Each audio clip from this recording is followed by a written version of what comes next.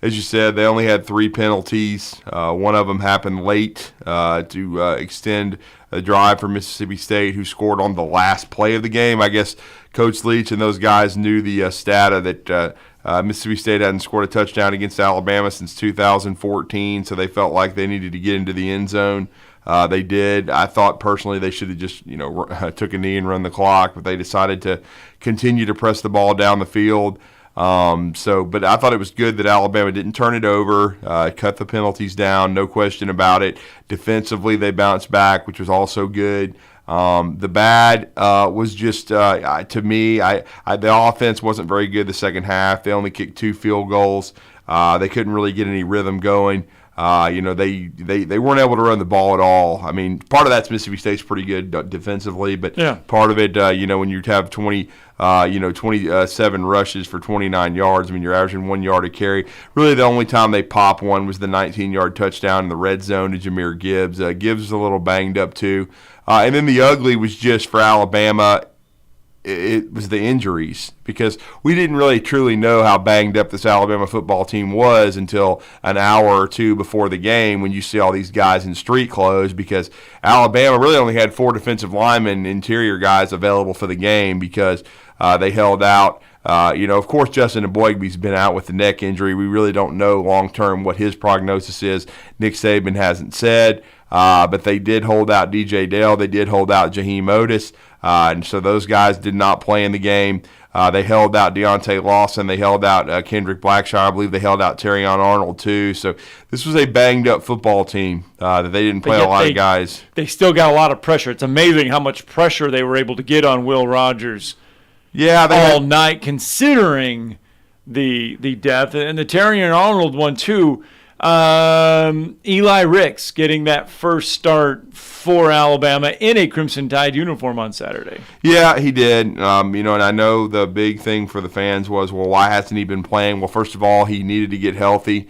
Second of all, he needed to learn the scheme. Third of all, he needed to learn how to practice and do things the right way. It's not, he came from a toxic situation at LSU. That program was a shambles when he left. And so you don't just get plugged in because it says McDonald's All-American or Under Armour All-American or whatever the hell it is next to your name. Or he was a freshman All-American at LSU. But Terrion Arnold's a 5-star too. And Terrion Arnold hasn't been a problem. Terrion Arnold's played well. He didn't get benched, okay? I just think that he was banged up. They gave Ricks a shot, and Ricks played well. Hopefully it will expand their toolbox in the secondary and give them more confidence now. Certainly Mississippi State throws the ball a lot, but I don't know what it is, but Alabama's kind of they just absolutely, it's their voodoo for Mike Leach. They just seem to have his offense figured out, and for Will Rogers. You talked about it. I mean, Alabama had 3 sacks in the game.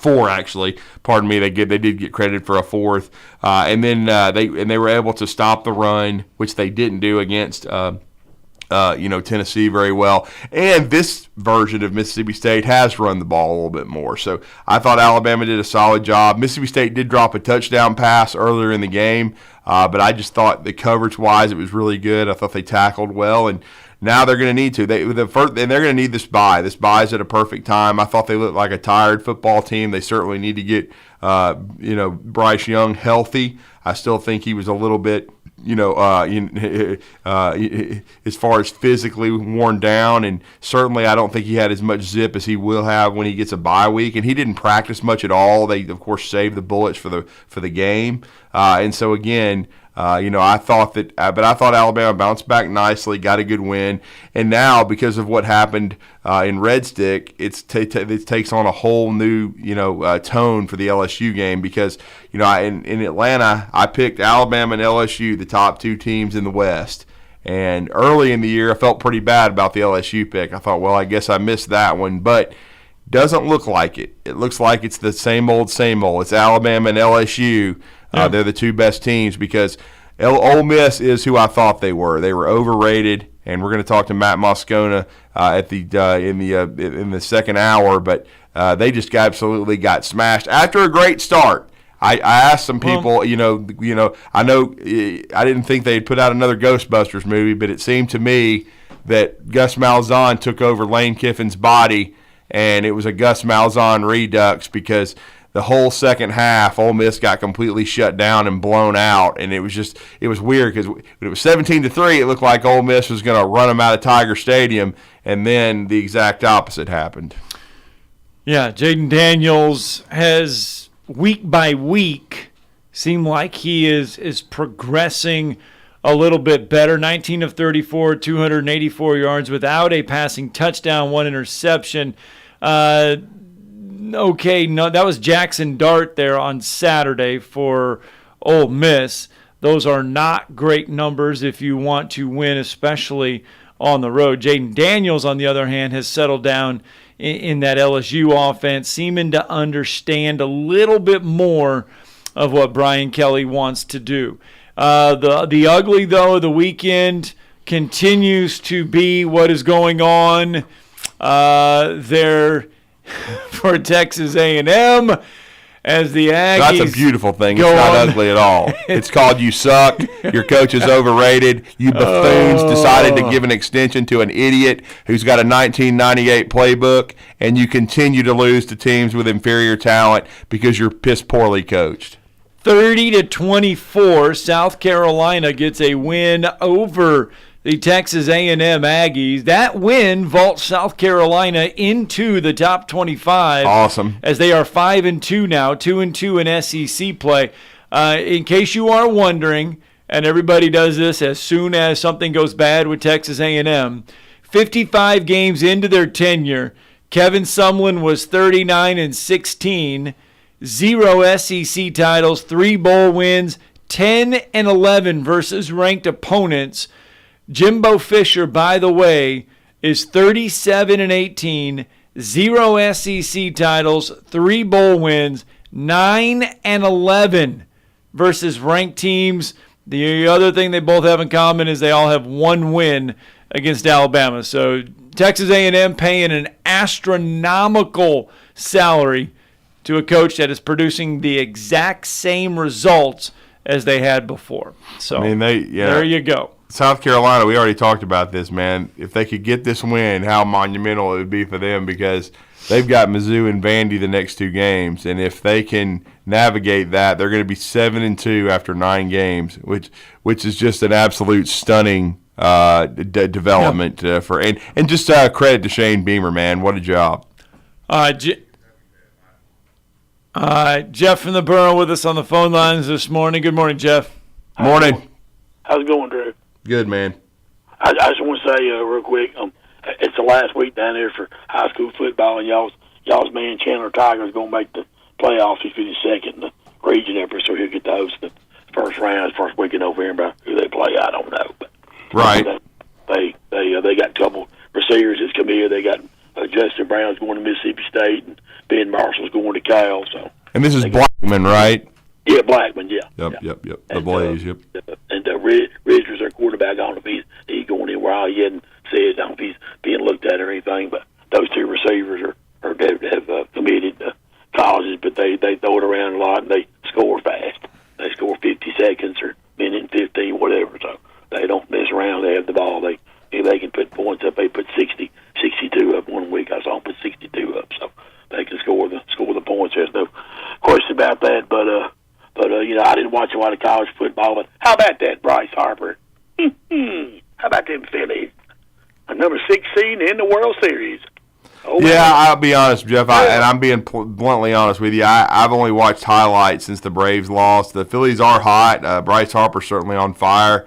He's living up to the contract. I still think you got to favor the Astros in the World Series. It's nothing pleased me more than to watch the highlights and see that the Yankees got swept out of town. But I mean, again, I think Houston's had probably the most consistent team, them and the Dodgers. But I'll be honest, if you had asked me before the playoffs started who would my favorite be, I would have said Houston because of Verlander and kind of going back in time the way he's pitched. I think the Dodgers pitching is a little bit better, the Astros pitching is a little bit better than the Dodgers. But again, it's all baseball is the most hard to predict, like how you're going to do in the postseason, because the Braves certainly didn't have the best record last year when they won it all, and the way the playoffs are set up now, if you can just get in the tournament and then get hot at the right time, you can do something. And the Phillies certainly have got a good shot. I mean, their pitching's really lined up and started.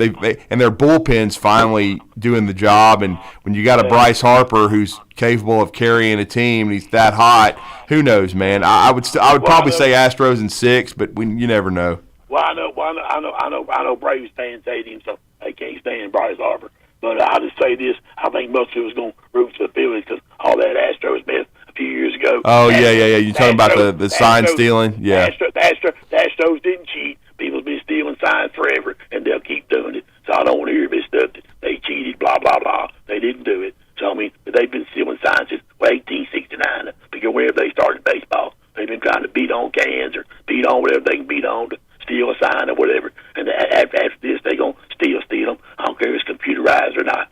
So, I mean, this stuff, I don't really care who wins myself as long as the Braves ain't in it. I don't care because, like a guy said up here, he called up a show one day, and he said the Braves won the World Series last year despite what Stitcher did. They still won the World Series. He thinks the Braves are those overrated. They ain't got no pitching and all this other stuff. And he's a Braves fan. He don't like it a lot. That's Kenley Jansen. He said Jansen ain't worth nothing. All these other pitchers. And one guy said he was begging for Mark Melancon last year. Please sign Mark Melancon for the bullpen, get some saves and stuff. So, I mean, that's my biggest thing. And like I said, in the age when the Braves stunk, nobody even cared. And they started winning, everybody jumped on the bandwagon. They jumped on it. I've been a Braves fan for 30 years. No, you ain't. You've been a Braves fan about 30 minutes. If you jumping on that when they start winning, see, they jump on the bandwagon. So, but I hope to do this winning myself, just for Braves fans, because they hate Bryce Harper so much. Hope he gets another ring, as far as I'm concerned. But it don't really matter. But I'd like to see him win because they were the last team to qualify. But and everything. But I know we're going to get blown out. Tell you, it's going to get blown out Tennessee this weekend. We ain't got no chance. But I wanted to ask you, Scott, how about Iowa? The guy said it's not a family business. You think it's a college football program. So how about them Hawkeyes? Hang up my seat, you guys. I've already said all season long they're awful. I mean, they didn't show me anything at all. Well, they stayed in it for a half. Oh, dude, they were so far. They didn't even have an offensive touch. They lost. They did not have an offensive touchdown. I know they scored. I know they scored, and they actually went ahead. 7-3? Yeah, but it was a defensive. Yeah, touchdown. That's what I'm saying. But and it was 19-10 at half, I think, before it really got over. 26-10. And then Ryan Day, and I could call him another name. I'd really like to, but of course he kept C.J. Stroud in there up 40-10, throwing deep in the late in the fourth quarter because he's a horse's ass. Yeah, it was 26-10 at the half. And then they ended up losing 54-10. And after the game, everybody, including some of the national outlets, were asking Kurt Ferentz about changing everything, changing his offense. And he said, look, I've done this thing for 22 years this way. It has worked. There is no need to change anything, and especially offensive coordinators. In order for now, you think Jimbo Fisher's buyout is bad. Kurt Ferentz has 7 years left on his contract. He gets $6 million for every year remaining, or it's 8 years on his contract. He gets a 6 or 8, whatever, for every remaining year on his contract. So it's close to $60 million. If Iowa were to buy him out. So he ain't going anywhere. His son's not going anywhere, and our offense is just gosh awful. That is the ugly beyond ugly, is the Iowa football team. So Jeff, you're not hurting me by saying that one bit, because they are awful. I'm going to be interested to see Ohio State. I think they're going to Penn State this weekend, and it's probably the first decent team Ohio State's played. They are. Because, I mean, look, Notre Dame is awful. And it's an 11 a.m. kick there in half. It's not even a night game. Oh, no, it's not. It's the big noon kickoff thing, so you'll get to see Urban Meyer and the rest of the clown patrol that Fox trots out there. Just speaking on Jeff, though, I've already I had somebody call me yesterday thinks Kentucky's going to upset Tennessee. No, I don't. I think that Kentucky could give them a game. Now, giving them a game and winning, that's two solely separate things, because last year – and Tennessee's playing better football this year, of course. Yeah. Tennessee beat Kentucky in Neyland Stadium 45-42 and only had the ball like 16 minutes. So I mean, so we'll see. But I think it's going to be a tough one for Kentucky. But, Levis is going to have to play really well. Once again, they're going to have to control the ball. The key is going to be that you got to turn Tennessee over. I don't know if Kentucky can do that. They certainly contained Mississippi State's offense, but as we saw on Saturday, there's a huge difference between Will Rogers and Hendon Hooker and the offense at Mississippi State and Tennessee. Mississippi State doesn't have a lot of explosiveness, and Tennessee has a ton of it. Yeah, that Mississippi State offense right now is broken. I don't know how they go about fixing it, but it is broken as of this moment. And if you're Tennessee, you come off that Alabama win, and the good thing is you have UT Martin, and you get out there and you exercise a lot of those. You got a lot of praise on the shoulders for beating Alabama. Everybody was talking about it, and you go out and you play a team like UT Martin where you can actually put that all behind you now. Now you get refocused on your SEC play and what's at hand. Well, the biggest thing you're going to have to do is you have to not overlook Kentucky. And right. Because Kentucky is physical. They are talented. Certainly they should have beaten Ole Miss, but they didn't. They have a couple of losses now. We know that because of Levis being out, it cost them the game against South Carolina. And so they're pretty much already out of the Eastern Division race, but they're still dangerous. And it's still a situation where, you're going on the road, so you have to be careful, and then you're going to be going to Athens as well. So, again, you just got to be ready to play, and you got to be motivated. And I think Tennessee will, because there's a lot at stake. I mean, it's been a while since they've been in this position, and so it's going to be interesting to see if Kentucky can push them at all. All right, this weekend you do get Georgia and Florida in the world's largest outdoor cocktail party. Georgia comes in and Tennessee come in both undefeated. Oh, let me correct something. East. Let me apologize, Scott, to you. I should have double-checked it.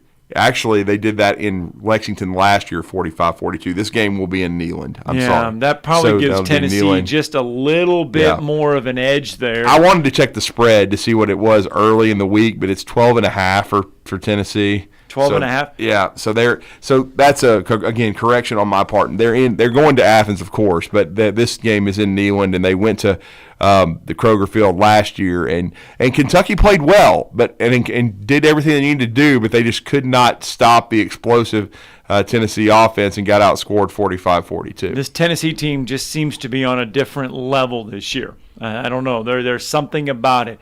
Oh, yeah. And can you believe – here's, by the way, this is the ugly, another one of my uglies. I couldn't believe Mo, Larry, Curley, and Shemp and the Morons ended up getting the LSU Ole Miss game after butchering the Alabama-Tennessee game. I mean, how the hell do you give those guys the other showcase game? And, of course, I know you'll be shocked by this, Scott. He was up in the press box in large and in charge in Bryant-Denny Stadium, but Steve Shaw, head of the SEC, had a college football officiating now, not just the SEC. Yeah. He was in the press box, and shocker, Alabama got 3 roughing the passer calls. 2 of them looked legit, 1 of them didn't against Mississippi State.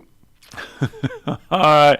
Oh, by the way, Iowa takes on Northwestern this weekend. Right. Did you see the over and under for that one? I would say it's 25. 31. Oh, I was close. 31 is the over under. Well, and our patriarch Wes Neighbors was in College Park, Maryland, and they actually did beat Northwestern. Maryland did. Good job, Wesley Neighbors and Loxley and the crew. 31-24. They beat Northwestern in a Big Ten game. So there you go.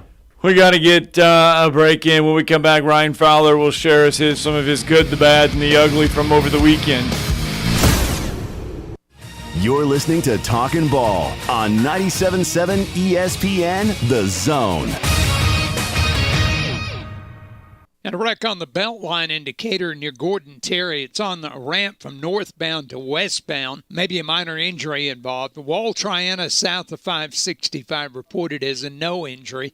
Everything else looks good. You be careful this morning. D&L Refrigeration repairs heating and air conditioning units for homes and businesses. D&L 256-652-1207. State license 08091. Captain Nick in the Jordan Lane Popeye Skywatch Traffic Center. Southeastern Conference Commissioner Greg Sankey is coming to the Huntsville Museum of Art on Thursday, November 10th. He will sit with Abraham Madcore, the executive editor of Sports Business Journal, for an interview about issues in college football, such as conference realignment, playoff expansion, and name, image, and likeness. This event is part of the museum's Voices of Our Times series, dedicated to bringing in experts in the arts, entertainment, politics, and sports. For more information, visit hsvmuseum.org.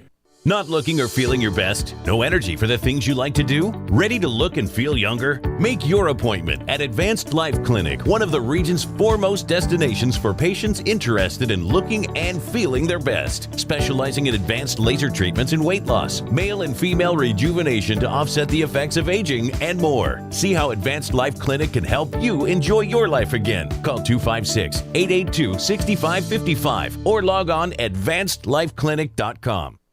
After a long, hot summer, there's nothing quite like the cool, crisp mornings of fall in Huntsville, Alabama. Bobby White back again for Woody Anderson Ford, and it's time to get out there. Whether it's hunting, camping, boating, biking, or kayaking, we've got the F-150 to take you there. It's truck month at Woody Anderson Ford, and we've got 2022 F-150s in stock on the lot, ready for your driveway today. And with your good credit, get financing as low as 2.9% for up to 60 months. This offer ends 10/31. Being the best-selling truck in America for 44 years in a row is no small feat. But I promise you, if you come drive an F-150, you'll understand. Woody Anderson Ford has nearly 100 F-150s to choose from and lots of colors and option packages. One of these is right for you.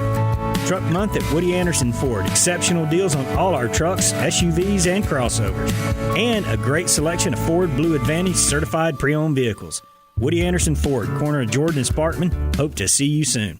Men, are you having performance issues in the bedroom? Is erectile dysfunction affecting your confidence and self-esteem? Is your relationship being impacted? If ED is a problem in your life, maybe it's time to make the last time you had bad sex the last time you'll have bad sex. At the Huntsville Men's Clinic, we've successfully treated many men in the area for ED and given them back their confidence, their positivity, and in many cases, helped their relationships. Our expertise is second to none, and our practice is staffed by quality medical professionals. Beyond this, the treatments we use have proven success rates as high as 90%. And unlike online pharmacies that just sell pills or wave clinics that only offer one treatment option, we have a variety of treatment protocols, including acoustic wave therapy. We found that sometimes a combination of therapies works best, and a one-size-fits-all approach can't get you there. So make the call. Your initial appointment is only $99 and includes blood work, a medical consult, and if medically advised, a test dose. Call 256-368-0333 or go to HuntsvilleMen'sClinic.com.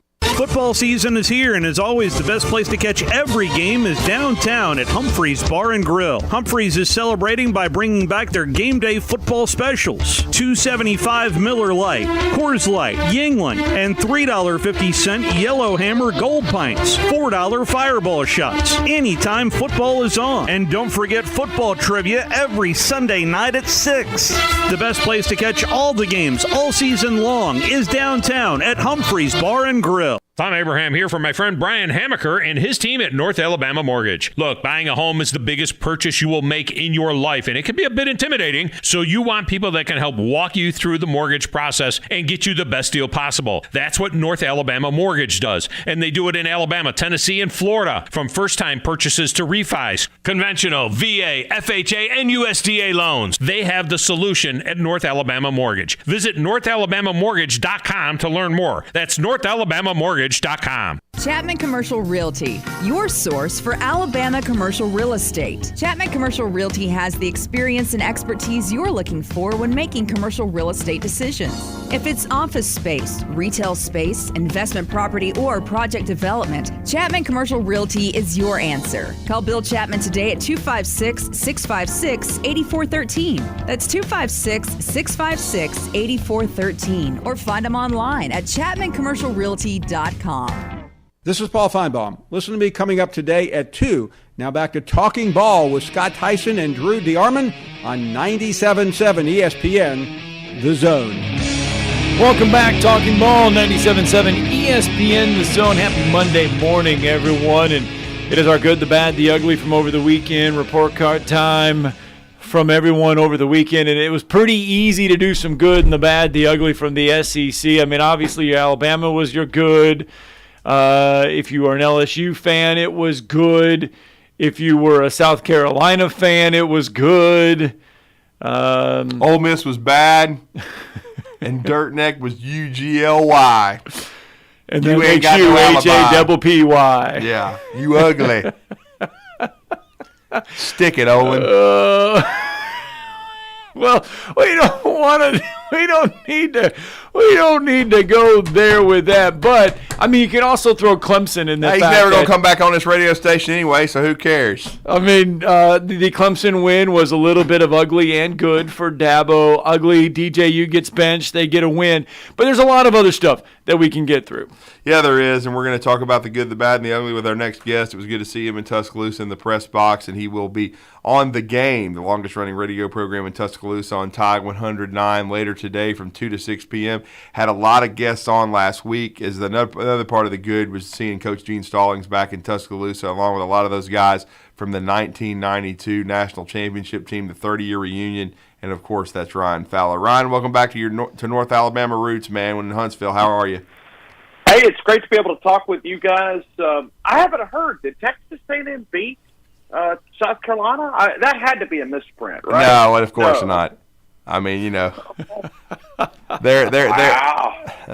they are a home underdog to Ole Miss. That's where they are with Texas A&M. Man, it's going to be. How many wins are left on the schedule? Do you know, like as far as I don't have their schedule right here in front of me. Do they have? I mean, they got. I would have thought this past weekend would have been a win, but they got Florida, Auburn, and UMass and LSU. They got Ole Miss, Florida, Auburn, UMass, and LSU on the schedule remaining. So, Fowler, what we're saying is that a certain member of the media needs to have his birthday party at the UMass game. Otherwise, he's probably not going to be in a very good mood.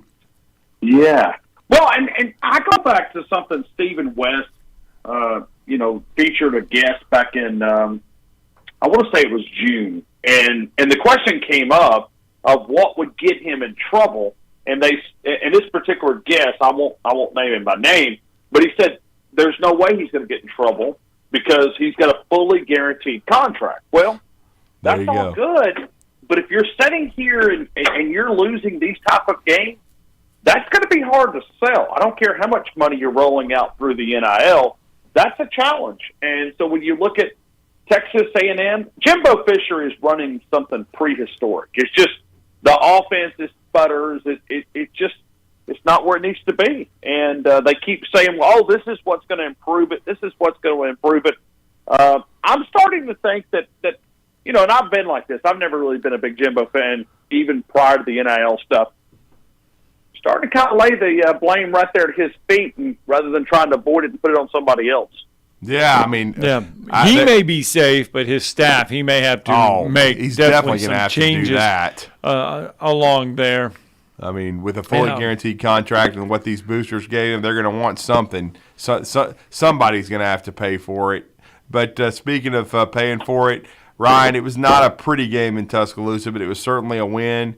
Alabama bounces back from just a totally frustrating and I don't know, one of those things where it's the first time since I've been covering Nick Saban, and I've been doing this for 7 years. You've been doing it a lot longer than I have, but it's the first time that I've been that frustrated in a long time, and where I actually did blame officiating for the loss to Tennessee. Though, give the Vols credit, they made a lot of plays, but I thought Alabama was in on the wrong end of some dubious calls. It was, of course, no shock that we saw Steve Shaw in the press box on Saturday, and at least Alabama seemed to cut down on the penalties. But you're good and the bad and the ugly from Alabama.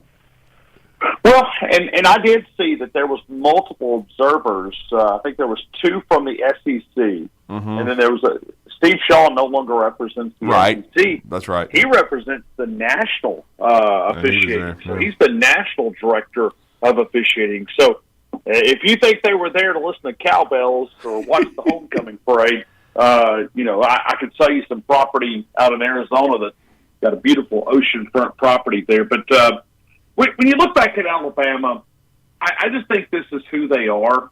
8 games in, they're still trying to find the best 5 offensive linemen out there that in that certain unit. For some reason, and I'm not putting it all on Darian Dalcourt, right? But the team plays better with Seth McLaughlin in there. I would agree with you. Yeah. He may not pass the eye test, or he may not look like the physical specimen of Darian Dalcourt, but for some reason, they just keep running the football with Darian Dalcourt in there. Mm-hmm. And I don't know if it's assignments or if it's just something happening. I do like what I see about Tyler Booker. I think he's going to be if you ever watch him make a block, he runs back to the huddle. Watch him. I mean, he's so aggressive. I could see him really being a superstar in the making, but inconsistencies on the offensive side of the football. But at this point, I just think this is who this is. I think this team is going to have to grind it out against some of those teams that may challenge Alabama, and they have no margin of error now. But the biggest takeaway is they couldn't run the football, and Bryce, to me, and I asked the question in the press room, and I may have not done a great job of asking the question, but let's go back to the last 2 weeks. Bryce hasn't thrown very much, if any, at all in practice. How hard is it to step out there and become in sync with your wide receivers? I think it's a challenge. I think that's why this bye week is going to be so important. So Bryce had an off night, but he still, was able to put up enough numbers and make enough plays that this offense was able to score enough points. But still, got to fix a few things. This is 2 weeks is super important. Yeah, and you bring up that running game. Alabama, you can almost take it back to last year where this team showed some signs of not being able to run that ball with a lot of consistency like we're used to seeing. Yeah, but I think it all starts up front. I mean, when they're still switching out guys on that offensive line, trying to figure out the best 5, and poor old Kamala, too, he doesn't give you anything blocking. I mean, he might as well just roll out I don't know, just he at least try something. I don't know, trip somebody, throw something at somebody. But if you ever watch him, how lazy he is on blocks, I mean, it is like... Yeah, I've talked about the perimeter blocking. It's really bad when they try to run these screens. They do, yeah, they do. But Kamala, too, you don't have to have a left tackle at tight end, but you can have a little block there from Kamala, too. Wide receivers, I think there's some talent there, but to me, if you would say the leader in the clubhouse, would you have to say it's Ja'Cory Brooks? Yeah, I would, and I'll say this too, and this is the only time I'm gonna comment on it, and I'll get your take. But I thought Nick Saban really nipped it in the bud with the Jermaine Burton situation, the way he handled it. And I don't know what you think about that, Ryan. It may be a topic on your show today. I don't know, but I thought Nick Saban basically put the nail in the coffin with that deal. Yeah, I know there's a lot of people melting down and having all this. I'm not at liberty to discuss everything that happened around that incident. Right. But right. If people knew more to the story, if they knew more, but Alabama's not willing to say more, and I know that you can look at a video and you watch that 5 seconds, and I don't know what he did. I'm not sure if he pushed her away. I mean, I can't really even tell on the video, but obviously there was contact there. I'm not sure exactly what it was. I don't know if I buy the fear thing, but there was something that happened that, like I said, it really not made it public out there. I'm going to leave it just sitting there. If they don't want to talk about it, then I guess I'm not at liberty to talk about it either. And so if you understood that, the other things would be understanding. You would understand more of some of the reaction there. So we'll just leave it at that. But listen, Nick Saban, he's a guy that, regardless, if there's a DUI, if there's a arrest, if there's a player that's missed a curfew or a violation, he handles it in-house. And that's not been a trend that started with Jermaine Burton. I mean, this has been 15 years. I mean, so if you want to criticize,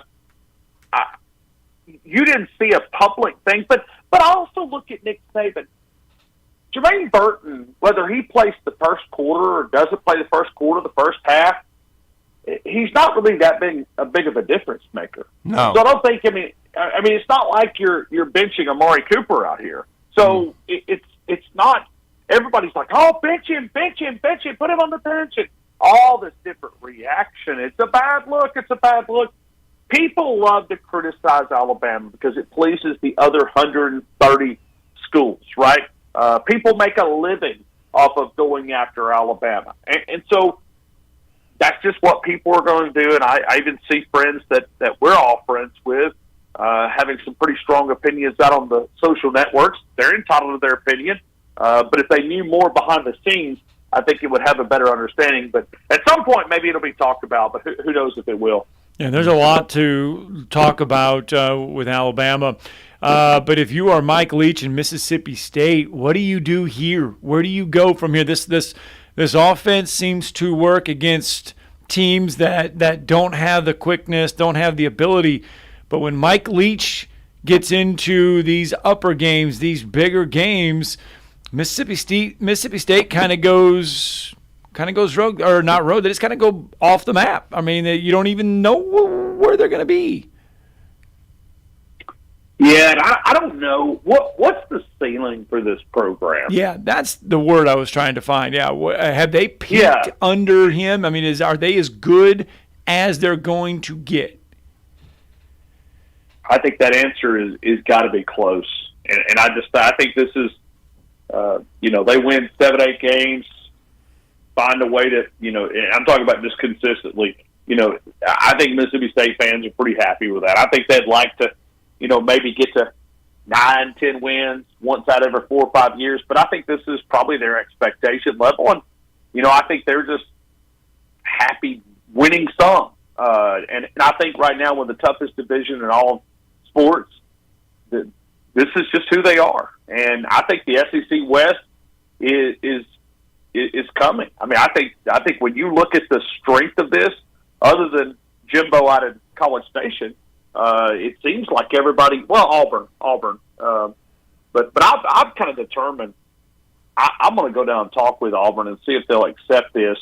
If we can get their academics up to a significant level, I think we will let them be the new Vanderbilt in the SEC West. I think that'd be a really good role. But we've got to get those academics up if they're going to be Vanderbilt. Well, we'll see, certainly. What do you think is going to be the key? Because I thought going into the season this was going to be the amen corner of the schedule of the regular season, Ryan. But these 2 road trips to Red Stick and LSU, which is taking on a whole new meaning, it looks like now that they are the 2 best teams. I picked them in the West before the season. Felt a little shaky about LSU for the first month or so, but then and then Ole Miss. I know Ole Miss kind of got exposed Saturday, but this is going to define whether Alabama gets back to Atlanta or not. Yeah, I think when you look at Brian Kelly, I think he's a really good football coach, and I think when you take a look at the talent that he's going to automatically get out of that state, I just expect some big things from Brian Kelly in the future. I think he'll win a championship, probably in the next 5 to 6 years, maybe even sooner. When you look at Brian Kelly, I think he's a heck of a football coach. To be able to get this team is not ultra talented, but he's been able to manage, and you've been able to navigate, get those wins, on those toss-up games. So I still don't know if LSU has enough to play with Alabama, and it's just, and I say that, I mean, go out and give them, 15, penalties and, a couple of turnovers, and, that all that can change. But I feel like that Alabama is probably going to be, what do you think, 17, 18-point favorite against LSU? I mean, I just figure like this will be way in the double digits. I think it might 10, be 11. I was thinking more 13 or 14, maybe, but maybe you're right, Ryan. I mean, I think it'll be a double-digit favorite, but I mean, it's just because it's at LSU, and I think it'll be at night. I think that'll take about 3 off of it. Okay. Well, that's fair. I mean, hey, that's a great home field advantage. I've said it multiple times. Yeah, it's the best atmosphere in the SEC. If you ever have a chance to go down there, I know you guys featured Mike Detillier. I always tell this story from 2016. We're sitting side by side in the press box, and we're having to write notes to communicate. You can't hear one another. I mean, you're not able to talk. And, I mean, that doesn't happen in a lot of places in the Southeastern Conference. So, no, but I think you've got to step back and look at LSU. And you think about what we thought this game would be going into the season, what we thought it would be, and look at it where it's now. It's a much better opponent. I mean, Ron Kelly has been able to get this team. This team, according to Vegas, had 6.5 wins, was the over-under. And Mike Detillier told me, he said, Ryan, go to the bank and go over. Well, I wish I'd listened to him, but it's he said over 6.5, and you got to feel pretty comfortable with where where LSU is trending right now. Ole Miss is a team that doesn't look like a Lane Kiffin type team, but they've been able to to hang in there. Only lost that blemish Baton Rouge. That'll be a trip. I mean, because Lane Kiffin's going to be drawn up, and I'm not convinced. Now, this is me. He did get the record as far as he did hold Lane Kiffin back last year in Tuscaloosa in that first half. That was the popcorn game. Yeah. But Pete Golding against elite play callers is a mismatch that doesn't favor Alabama. Well, I think this. Well, I'm curious though to see this Alabama LSU spread because I want to know what the Vegas experts think about Alabama. I know they had them 24 whatever against Mississippi State, and we expected that. But I want to know how they react to Alabama going into another big game on the road after coming out of that Tennessee game on the road. Well, but in this next 2 weeks, Scott, when you look at it, it may be as important, even though they don't play anybody this week. Yeah. This week has got to be focused on improving. Yes. If you're going to make a championship run, and you're going to try to get to the SEC title game and win that darn thing and get into the college football playoffs, you got to fix what is about you this week. This is not a time to kick back in the lawn chair and, put the marshmallows on the bonfire to, for Halloween or whatever. You've got to find a way to get better. And we'll see. I didn't see enough Saturday night to convince me that, did they clean up some areas of concerns? Yeah. How about Eli Ricks? Where's this guy been all season? But you look, there were some steps in the right direction, but I don't know if I walked out of Bryant-Denny Stadium going, okay, this team fixed it all. No, I mean, they're taking steps, but it's like they can't play all three areas at the same time. It's like they'll give you a little bit. Now this week was the defense was able to carry the team. Who knows? The offense is probably going to play better against LSU, maybe a more traditional defense rather than a 3-3-5 stack. But offense sputtered a little bit, but the lack of consistency in the rushing attack.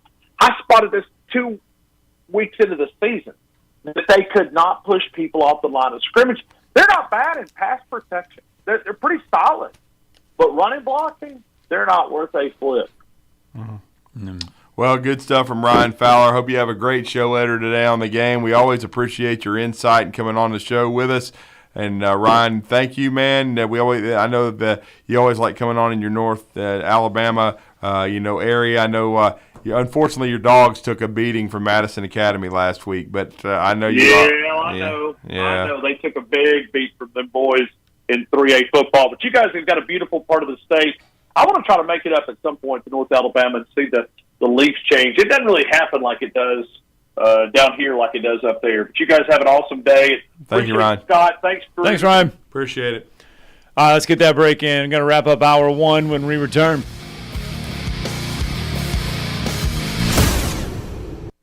You're listening to Talkin' Ball on 97.7 ESPN, The Zone.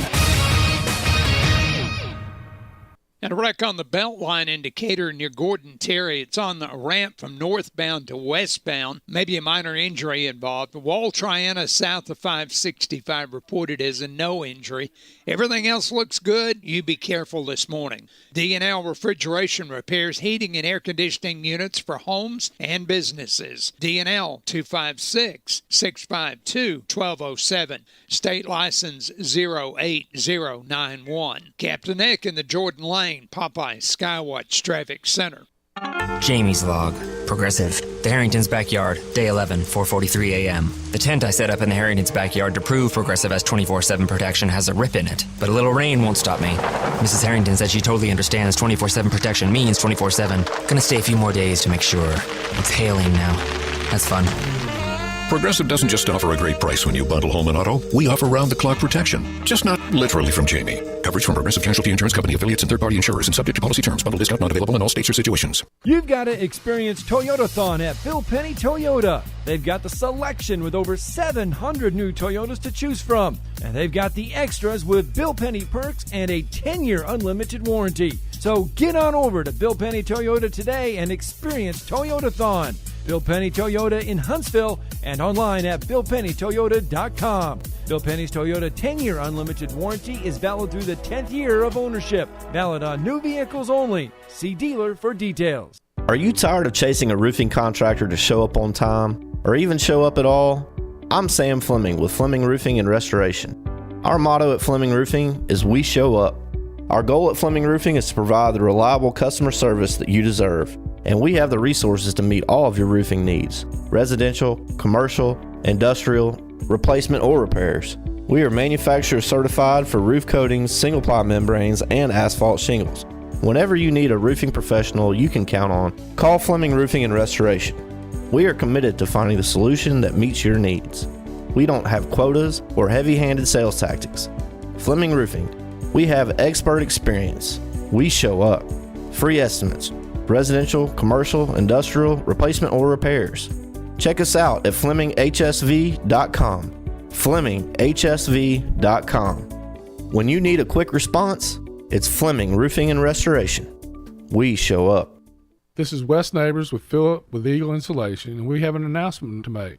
Yes, Wes, we are now Eagle Masonry and Insulation. We're still a place to call for your insulation needs, but now we offer masonry services. What kind of masonry projects can you handle? Wes, no job is too big, no job is too small. We can do renovations, new construction, outdoor fireplaces, fire pits, brick landscape borders. Well, when you came out to my house, you did both the insulation and masonry at the same time. You guys did rock for me, you did brick for me, and you insulated my house. That's usually done at the same time that you're building a house. Absolutely. It really capitalizes on two services you need at the same time, and you can get one company to handle both of those. Phillip with Eagle Insulation will come out, do your installation. He'll do your masonry. They do a great job. They guarantee your work. Check out more online at insulatewitheagle.com and schedule your free examination today. 256-755-1556. Thanks, Wes. No representation is made that the quality of the legal services to be performed is greater than the quality of legal services performed by other lawyers. This is Attorney Tommy Sinyard on behalf of Sinyard Law, and again proud to be a sponsor of all things football here on ESPN Radio. My son Bart and I started our own law firm July 1 and are very proud and excited to be bringing you our 50 years of collective national award-winning injury trial law experience. Check us out on the web, sinyardlaw.com. Sinyard Law, nationally recognized, locally respected. YKTA wants you to join their team. YKTA is currently adding machine maintenance and die maintenance positions to their fast-growing company. YKTA has new improved work schedules with built-in days off. Pay range is $25 to $33 based on experience and additional shift differential. And YKTA has opportunities for increased pay above top range through advanced skills training.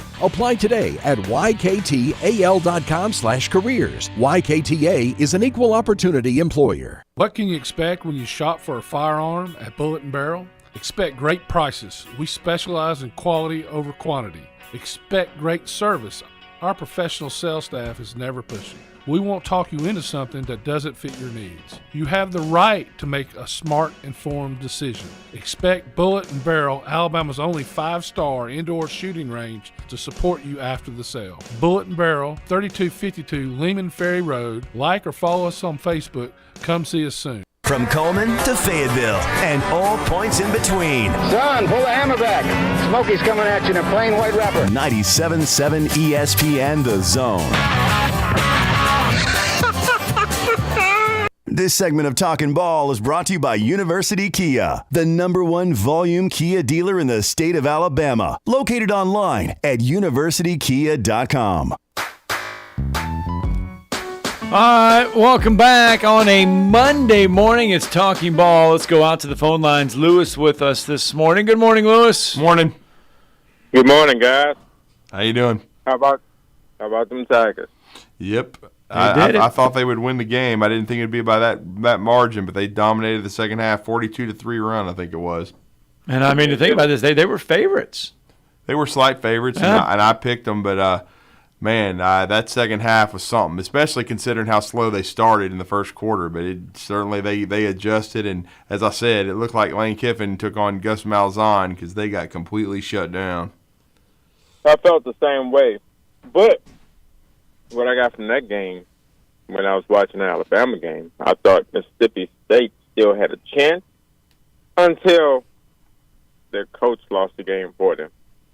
Because 4-1, 4-2, when you're on a 30-yard line for Bama, makes no sense at all. Oh, I was surprised. I turned to Brian Haydad of Super Talk Mississippi, and this was first he passed on a field goal that would have given him a 3-0 lead if they make it.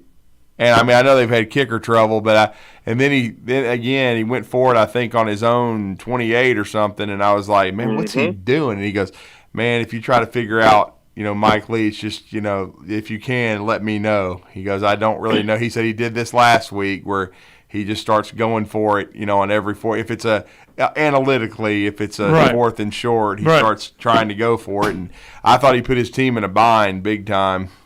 He did. They had a lot of fights. The defense played.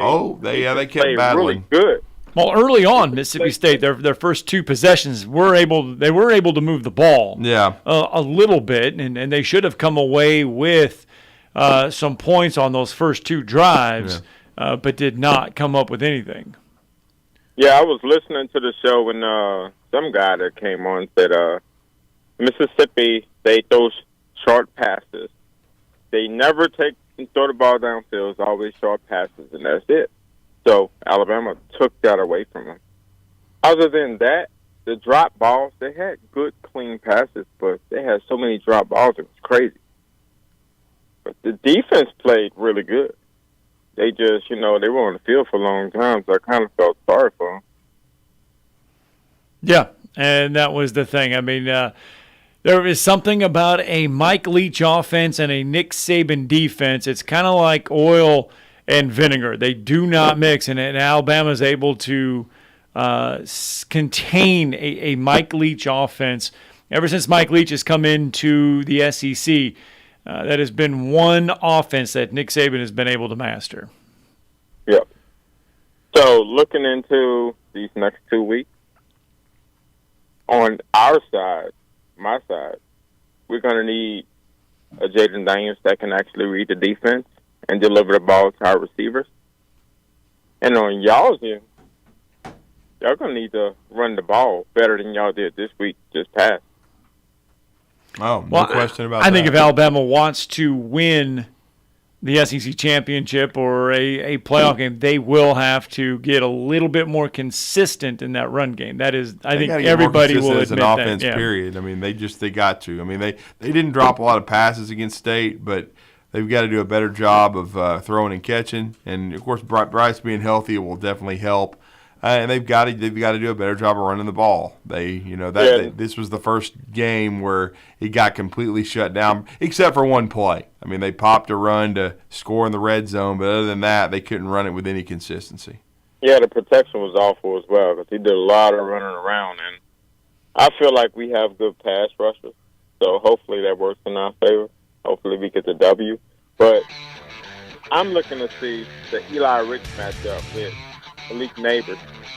Yeah, it's going to be interesting to see if that's what I'm waiting for. I want to see Eli's role going forward because he did play well in the last game, and what they're going to do with Terrion Arnold if they try to match up a little different in the secondary. Going to be interesting, Lewis, no doubt. Thanks. All right, thanks, Lewis. That's going to do it for hour number 1 here on Talking Ball, 97.7 ESPN The Zone.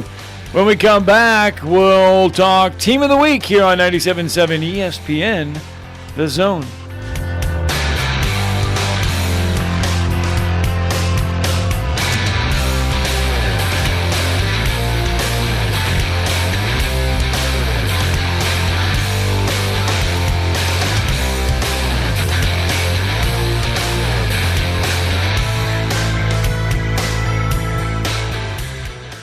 McCurry Motors is your car and van rental headquarters. You can rent the vehicle you need today. Family in town, sporting event, church function, no matter what your need, McCurry Motors has you covered with a wide selection of cars and vans available for rent. They have 12-passenger Mercedes Sprinter vans, 12-passenger Ford Transit vans, 15-passenger Ford Transit vans, and 15-passenger Chevrolet Express vans. They have 2 locations, Highway 72 in Athens or Max Luther Drive in Huntsville.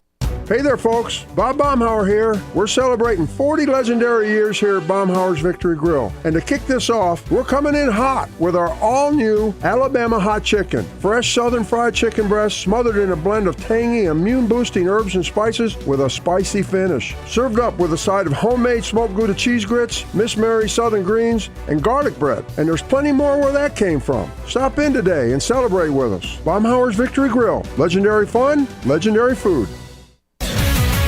WZZN, Union Grove, Huntsville, Alabama.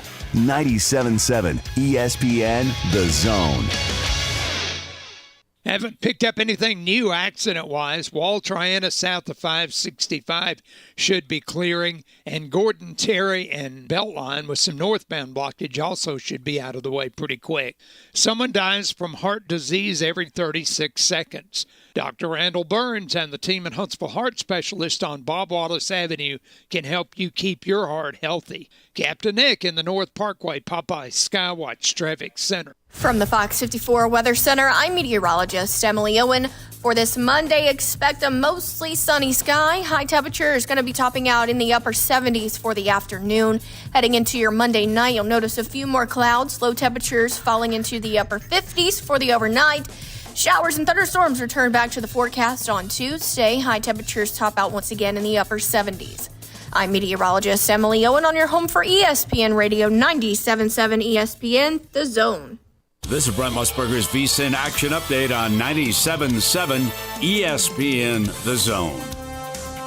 The NFL season nearing the halfway point. Week 8 this week. The Falcons playing at home Sunday against the Panthers. Atlanta a 6.5-point home favorite. The Saints a 2-point underdog at home against the Raiders. The World Series is set. The Phillies winning the National League pennant in 5 games over the Padres. The Astros sweeping the Yankees. They have not lost a postseason game yet. Astros opening at -190. The money line quickly moving to Houston -200. Philadelphia +175. Game 1 Friday in Houston. College football. Alabama off this week. Auburn will host Arkansas Saturday morning and afternoon. The Tigers a 4-point home underdog. Red hot winning picks at experts.winnersandwhiners.com. Save 75% on any best bet package with the promo code ACTION75. That's ACTION75 at experts.winnersandwhiners.com.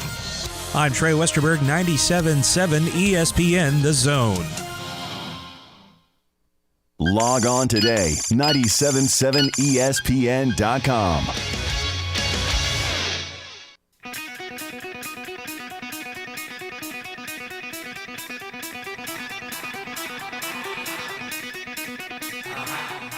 Welcome to Talkin' Ball with Scott Tyson and Drew DeArmond. Call into the Neighbors Wealth Management Hotline now, 256-576-4977. That's 256-576-4977. Now, here's Scott and Drew. Each week, they lace it up. Each week, we'll present our Team of the Week. Get it in here! I got one thing to say! So it's time for the Bryant Bank Team of the Week presentation. Indeed it is. Welcome back to Talking Ball 97.7 ESPN The Zone. And it is time to hand out another 97.7 ESPN The Zone Bryant Bank Team of the Week. And we only have a couple more weeks of this left because next week, this is the last week of the regular season. So we have this week and next week. We have 2 more weeks to hand out. Maybe, we'll see. We might be able to keep it going. But anyways, it is indeed time for another 97.7 ESPN The Zone Bryant Bank Team of the Week. It is, and we appreciate our friends at Bryant Bank. And we were busy last week, Scott. I mean, we had 2 teams of the week. We were out there at Priceville for those ladies, and they did a great job. I mean, Williams Logan and those young ladies going to state for the second time ever as they get a runner-up at the Super Regionals that were here in Huntsville. And then we were out there for St. John Paul II and their run. They fell a little short of the playoffs, but they had put themselves in position after a really tough start and a really tough beginning of the season because they lost their coach at the start of the year, but they showed a lot of grit and toughness. And now we're going to reward a team who made more school history on a Friday night. They won a 4A Region 8 championship for only the second region title in school history, but it's their first unbeaten regular season ever.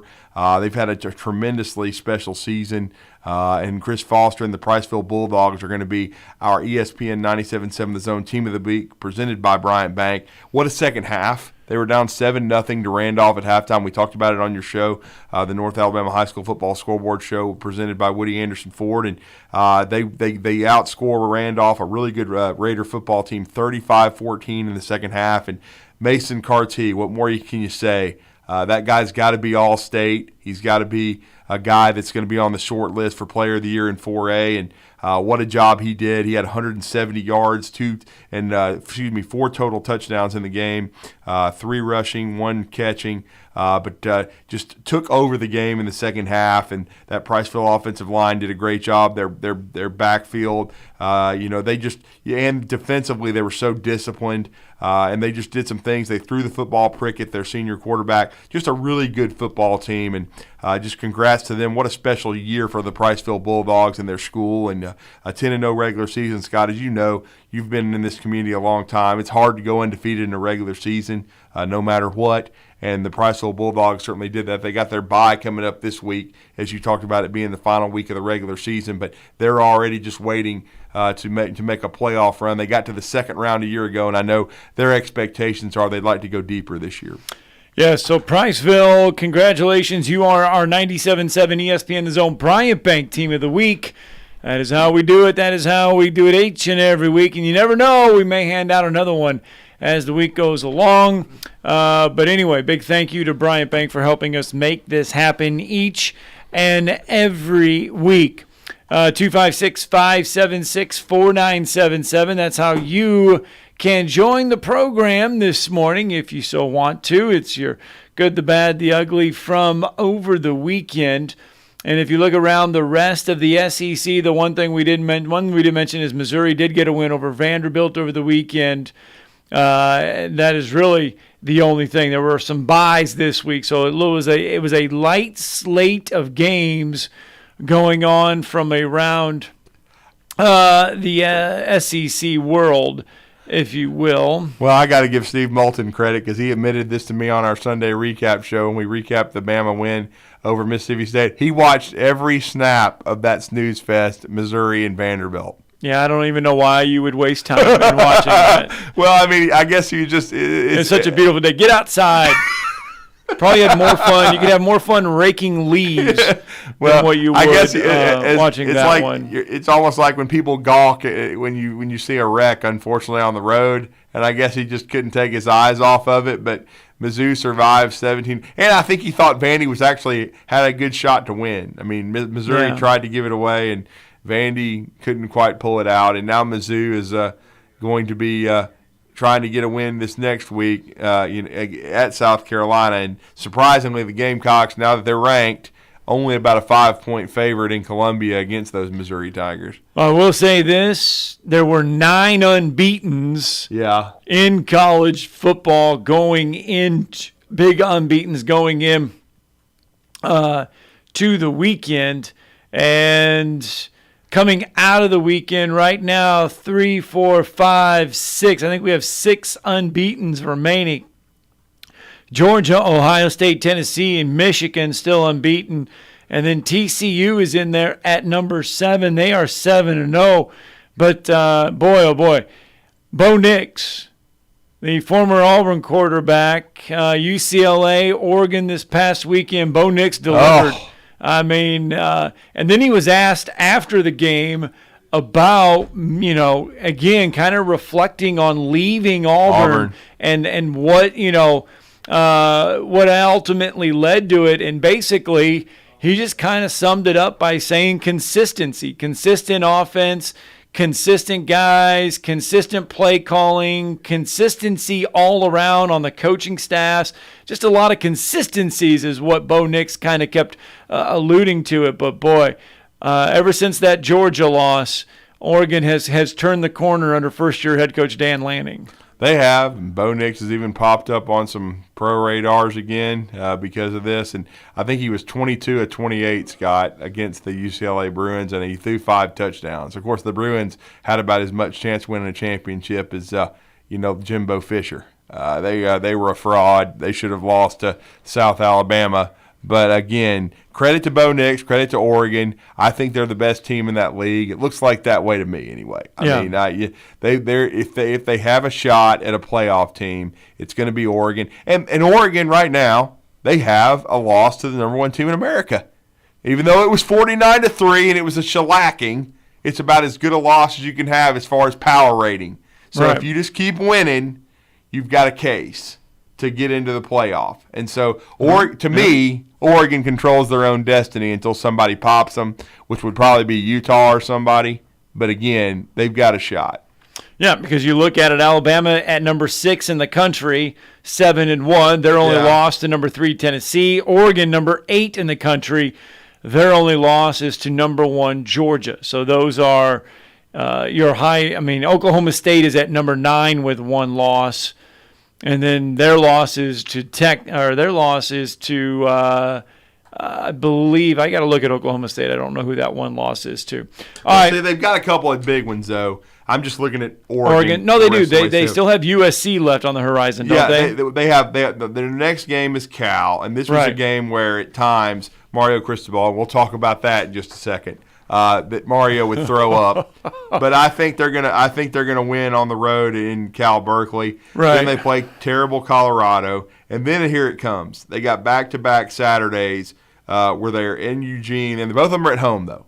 They get Washington, who's a pretty good football team, and then Utah at home. And even Oregon State's not bad, and you know that they do not have USC, by the way. I guess the only way that would happen would be the Pac-12 championship game. Because don't they? Hey, let me make sure they did away with divisions, right? They just do the top 2 in the Pac-12. Smokey's giving me a nod here, so that would mean potentially USC and Oregon could play in the Pac-12 championship game. So, but Oregon State is not bad. They're not horrific, and that game will be in Corvallis, and they call it the Civil War, And of course, I'm sure now that's been canceled too by the Liberals. I think it has. Yeah, but still. But anyway, it's that game's in Corvallis, and Oregon State's a pretty good football team. All right.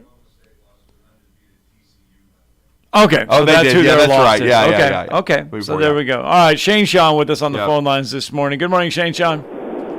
Good morning. I just wanted to talk to y'all about my good, the bad, the bad, and the ugly from the weekend. Yeah. The good. Dirtneck got his butt whipped. He certainly did. Yes, he did. The they bad. Stink. Dirtneck got his butt whipped. The ugly. Jeff from the borough. Oh, Lord. Oh, what did he do today? Oh, I just can't stand to hear him call. I can't stand to hear him talk or breathe the bird. Not a fan, huh? No, he just needs to go back to smoking his cigarettes on the porch or whatever he does for a living. Yes. So you're good, the bad, the ugly is Jimbo Fisher, and Jeff. See, quietly, I just checked this. Oregon State's 6-2. Yeah. So the end of that schedule for Oregon, and especially if they got USC at the end as well, if they can navigate Washington, Utah, Oregon State, and then potentially USC, then they would have a strong case to be in the college football playoff and get smashed. My good, Part B. I'm glad you brought you're still talking about Oregon. What about Bo Nix, man? That dude has been outstanding since the Georgia game. Yeah, we were just talking about it. You know, he lit up UCLA. Yeah. I mean, I actually watched part of that game, and he didn't look like the same Bo Nix. He ain't running for his life every play. And that's what he alluded to after the game. He also said a consistent offensive line. Yeah. Yeah. I mean, so but he's been able to stand in the pocket. I know they've had some designed runs for him and stuff, but he's been able to stand in the pocket and just pick what receiver he basically wants. Yeah, he has thrown for 17 touchdowns this season so far with the Oregon Ducks.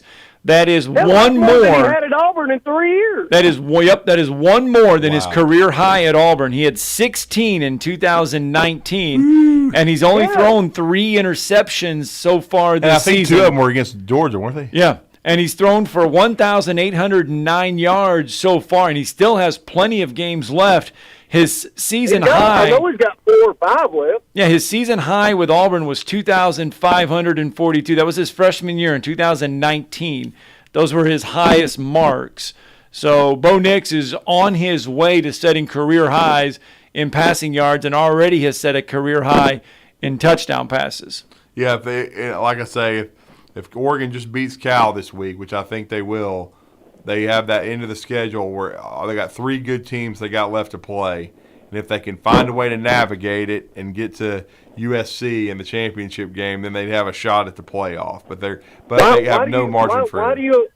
Drew, why are you assuming USC is going to be in the championship game? Well, I'm just saying, they may gag. Still got some tough games. They got some really tough games ahead. I mean, we'll see. I mean, they already did lose to Utah, but I mean, Utah's a good team in that league. They are. So they are. But, I mean, Utah got beat by Florida too. Florida's not a good team. Yeah. Yeah, that is true. I mean, USC's 6-1. That's what I keep trying to. I mean, every daggum person, every Tennessee fan, Georgia fan, everything's throwing at me.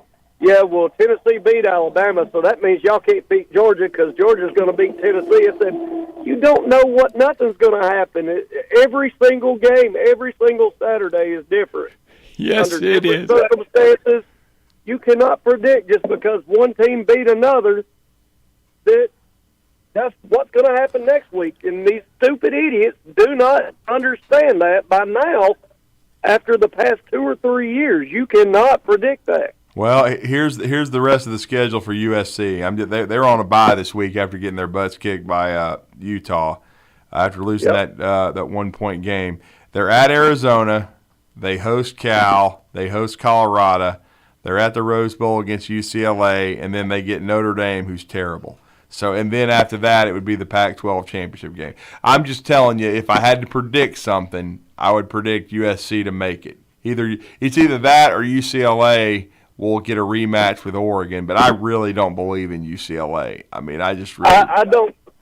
I kind of put UCLA in the Ole Miss category to me. I mean, it's kind of fool's gold. Yeah, to me, that's what it looks like. I just think the two best teams right now. They played just good enough against mediocre teams that they've stayed undefeated. And then as far as power rating goes, and that's what I was talking about with schedule strength for Oregon making a case to be in the playoff, if you navigate all those teams, which will probably all be ranked that you're playing at the end of the season, at least when you play them, they'll be ranked. And so they'll go down as a ranked victory. And then, unbelievably, if it is a one-loss Oregon and a one-loss USC, the winner of that game would have a strong case to be in the college football playoff. Right. All right, guys. Y'all have a good one. Thank you, Shane Sean. Thanks, Shane Sean. Yeah, and he's talking, and I got to thinking of South Carolina along that same boat. Yeah, I think Shane Sean was the only one that picked South Kakalaki to beat Texas A&M. You look at South Carolina; they lost in week 2 to Arkansas. Yeah, then lost in week 3 to Georgia. Yeah, 48-7, and has not lost since. They have rattled off wins against Charlotte, South Carolina State, Kentucky, and Texas A&M. Charlotte just fired their coach. They have Missouri coming up next, Vanderbilt after that. Yeah. They've already got 5 wins. Remember, last year they had 6. And they won 7 in the bowl game. Yeah. So they got Missouri, Vanderbilt, and then Florida. Those are the next three how can you for even South say, Carolina. Where's the Florida game?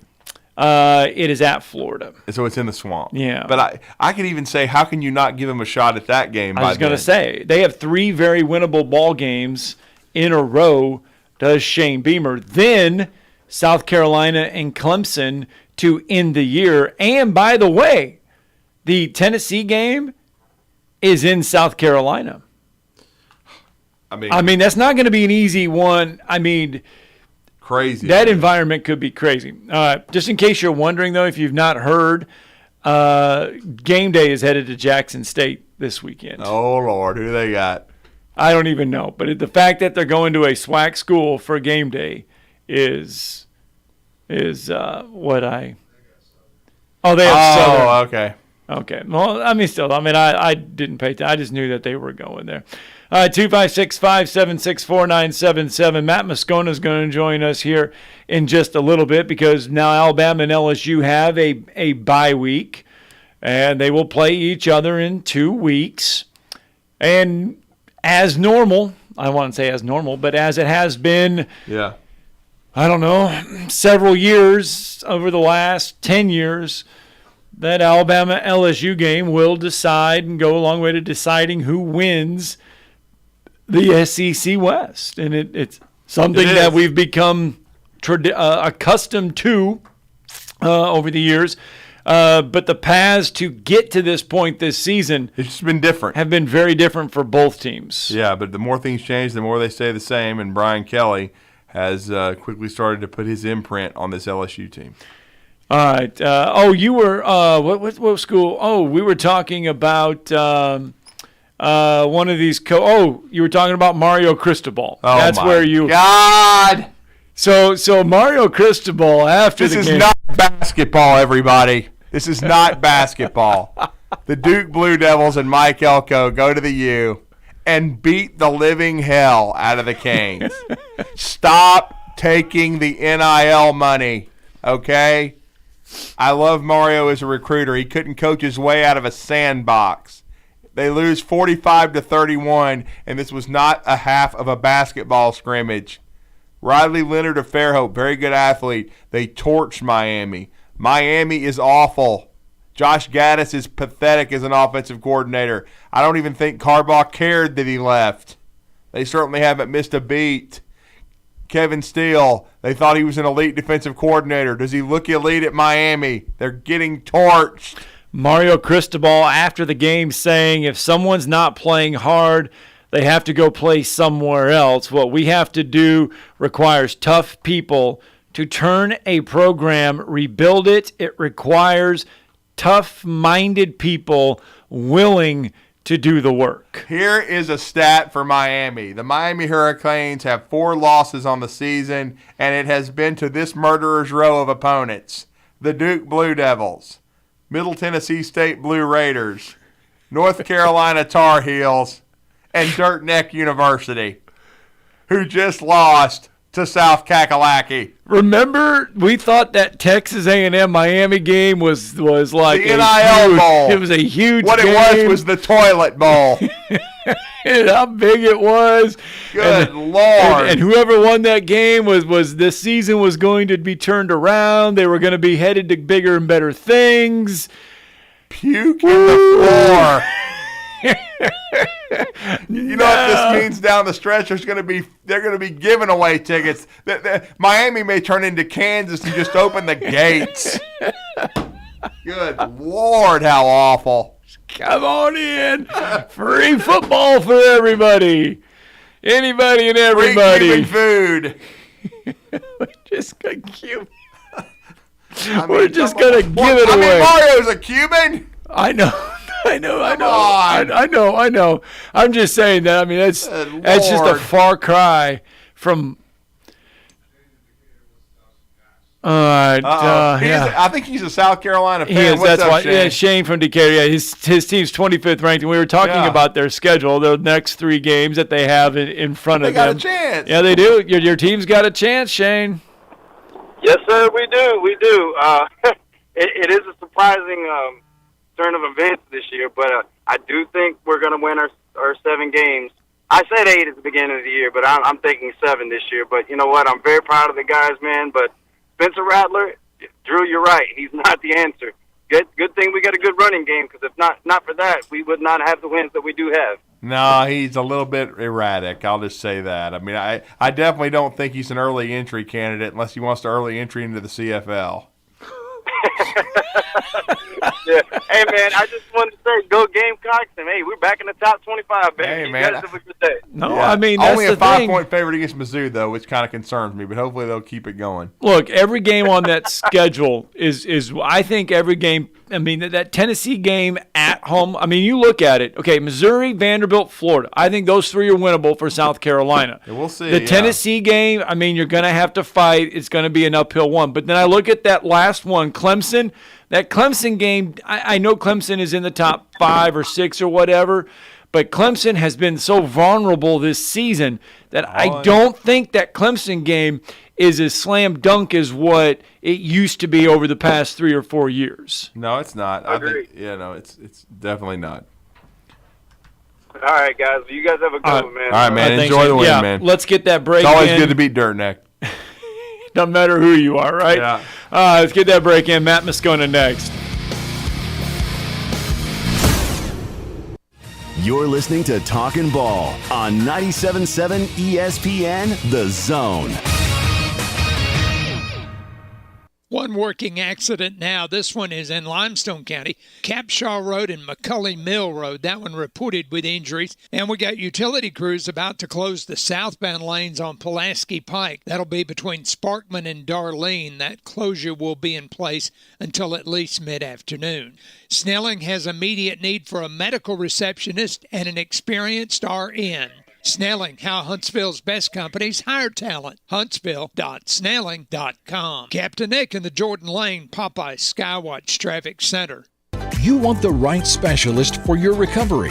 At SportsMed Orthopedic Surgery and Spine Center, we understand every body is different. Your muscles and bones are unique, as is your body. Our SportsMed specialists offer innovative treatments and minimally invasive procedures, allowing you to quickly return to the life you love. Locations in Huntsville, Madison, Athens, and Decatur, and on the web at sportsmedalabama.com. Improving performance, improving lives. At Bad Daddy's Burger Bar, people call the award-winning burgers totally insane, which is a compliment because Bad Daddy's Burgers are just that, chef-inspired expressions of pure burger amazingness built with premium Angus beef. They're bold and they're bad. Pair one with one of their signature cocktails or assortment of local craft brews. Bad Daddy's Burger Bar, 2317 Memorial Parkway. Check out our menu and even order online at baddaddysburgerbar.com. I'm attorney Gary Lackey. You know, you'll hear people say we're like a family, but here at the Lackey Law Firm, that's really true, not just a saying. I'm Justin Lackey. With my father and my sister, we have a special connection to each other. I'm Jennifer Lackey. At the Lackey Law Firm, when we take on your case, you become part of our family. You really do. And we'll always do whatever it takes to get everything you deserve. If you're injured, you worry about getting well, not about paperwork or insurance companies or figuring out how to get to your lawyer's office. I'll come to you. We worry about your case so you don't have to. When you've been injured, we know that your case is probably the biggest thing going on in your life. More important than almost anything else. And it's important to us too, for one simple reason. Family takes care of each other, and at the Lackey Law Firm, we'll take care of you. The Lackey Law Firm. The Lackey Law Family. 1-800-4RIGHTS. No representation is made that the quality of the legal services to be performed is greater than the quality of legal services performed by other lawyers. Football season is here, and as always, the best place to catch every game is downtown at Humphreys Bar and Grill. Humphreys is celebrating by bringing back their game day football specials. $2.75 Miller Lite, Coors Light, Yingling, and $3.50 Yellowhammer Gold Pints. $4 Fireball shots. Anytime football is on. And don't forget football trivia every Sunday night at 6.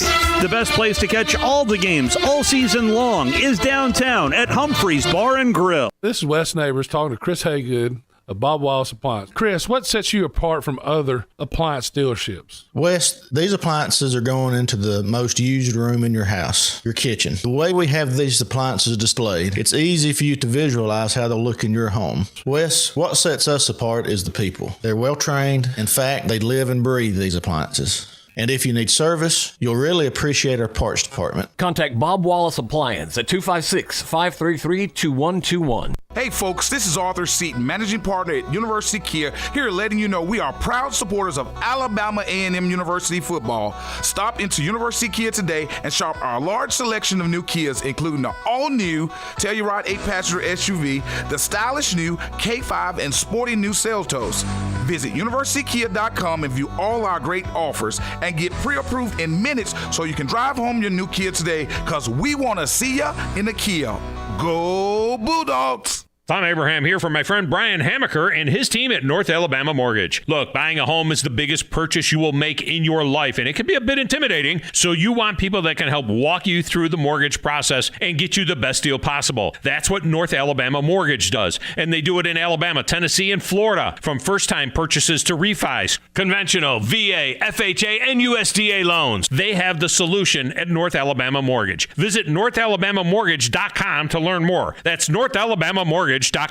This is Steve Moulton from The Drive. Join us this afternoon from 5 to 7 with Wes Neighbors and me. Now back to Talkin' Ball with Scott Tyson and Drew DeArmond on 97.7 ESPN The Zone. All right, welcome back. Talking Ball, 97.7 ESPN The Zone. Scott Tyson, Drew DeArmond with you until 9 a.m. We've been talking a lot about we've wrapped up Alabama's win against Mississippi State, and we kind of shed a little bit of light on LSU's win against Ole Miss, a win that I think a lot of people outside of a certain area look at this and say, oh, look, a 7th-ranked team went down to LSU. Oh, my goodness.